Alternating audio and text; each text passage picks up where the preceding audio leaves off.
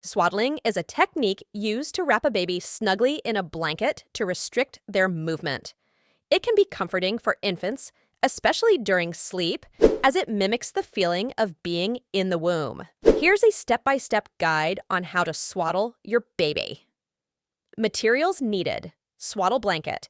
Use a lightweight and breathable blanket made of muslin or another soft fabric. A flat surface. Place your baby on a safe and secure surface, like a changing table or a bed.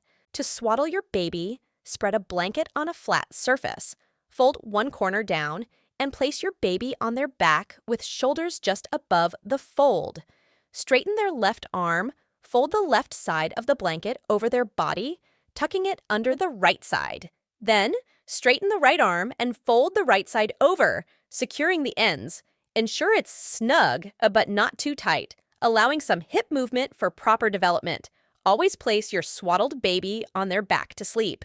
When to stop swaddling?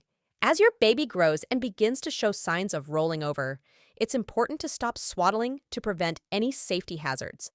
Typically, this occurs around the age of 2 to 4 months.